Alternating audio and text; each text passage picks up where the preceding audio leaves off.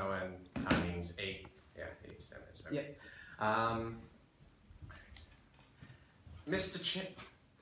Madam Chair, fellow Toastmasters and honoured guests. Mater artium necessitas. Do you know what that means? Of course not. It is Latin. It means necessity is the mother of invention. Some people would disagree and say that it is the desire to make our lives easier, which is the mother of all invention. Optimists, however, would argue that it is the power of inspiration that is behind all positive developments in history. I agree with this last statement, that inspiration is the mother of invention.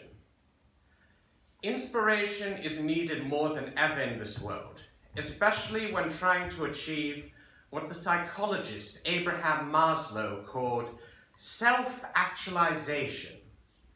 By this, he meant achieving one's full potential and self-fulfillment.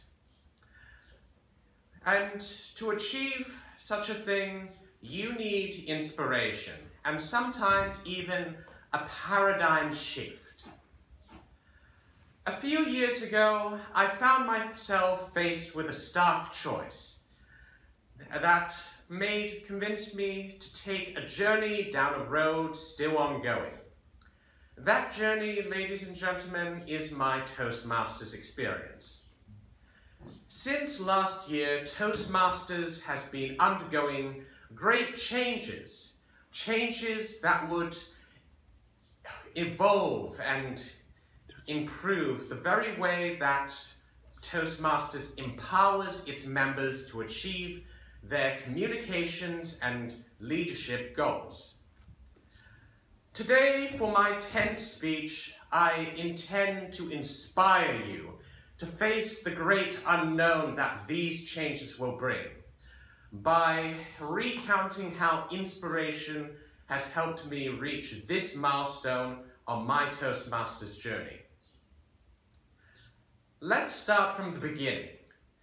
Before I entered Toastmasters, I was doing a private speech class. I was 10 years old and I took this course for 2 years. I had been dragged, kicking and screaming into it. Despite doing it with a good friend of mine, I was still uneasy as time went on. But after I completed the course, I was less self-conscious, more self-confident, and a lot more outgoing. I even won several speech competitions in primary and intermediate school over the next couple of years. But as time and fate causes one's abilities to atrophy, as the saying goes, use it or lose it. And after that successful run of speech competitions, I never seemed to find an opportunity to utilize my speaking abilities for quite some time. By the time I found that opportunity, half a decade had passed. It was around 2014 I had started my first year studies of international relations and politics at the University of Auckland. Unlike primary school where you could play the invisible man, sit at the back of the class and let your friends take the heat, university would be a different kettle of fish. I would be called up to the front, put on the spot, and asked to present on a topic, or else. So my father, in his infinite wisdom, had an idea. He was by then a member of Toastmasters. He began dropping hints now and then. They were not subtle. Soon I was dragged off to my first Toastmasters meeting. Initially I was reluctant somewhat, as I was under the delusion that my speaking abilities were still impeccable. But events would conspire to change my mind. So, normally when one begins Something like Toastmasters without any experience, one would feel like a fish out of water. For me, this eventually did not prove to be the case, as my first couple of speeches showed. Necessity is the mother of invention, or shall we say, inspiration. For the most part, I was inspired by my personal interests, books and films, to make interesting and entertaining topics that sometimes provoked even laughter.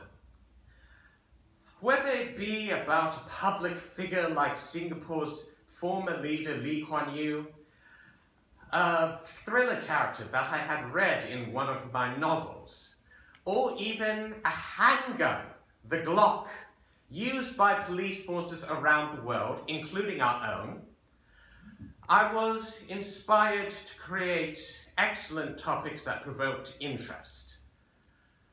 Things became more difficult, however, when Project 7, researching the topic, came around.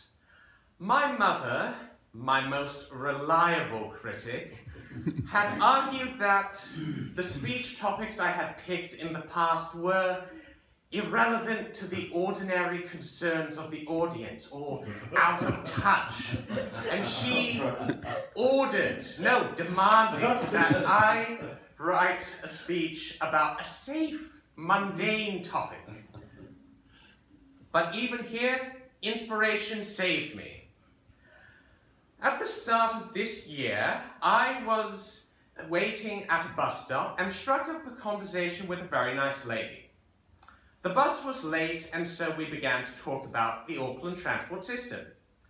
She pointed out that the buses were never there when they were needed and always came when they shouldn't have. We continued this conversation on the bus. I found out that she was an insurance company executive employed in the Auckland CBD. I revealed to her that I was part of a Toastmasters club and thanked her profusely for giving me the idea of a future speech.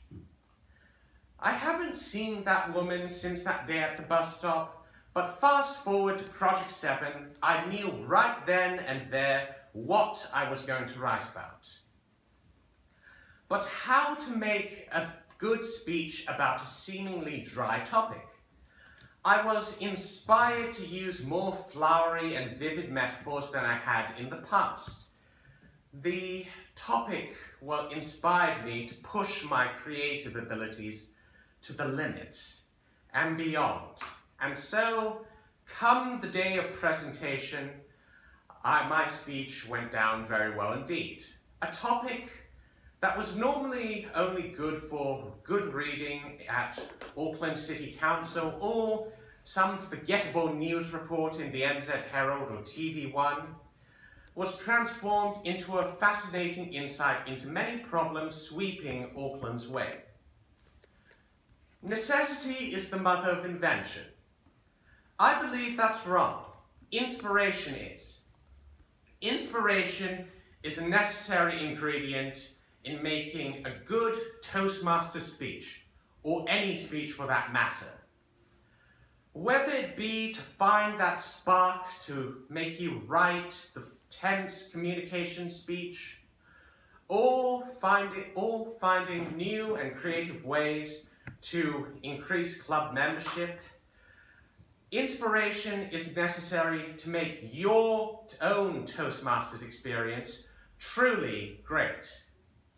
And by doing so, you will be inspired to achieve Maslow's self-actualization and go further in Toastmasters. Fellow Toastmasters, 3 years ago, I began my Toastmasters journey with my Competent Communications Icebreaker speech. Today, I finished that journey with my 10th speech. I hope recounting my experiences here inspires people to take up the Toastmasters banner and challenge. To use a famous metaphor, I've been transformed from an ugly duckling into a beautiful swan. And as the great Robert Kennedy may have said, if you dare to dream greatly, you can do it greatly. Thank you.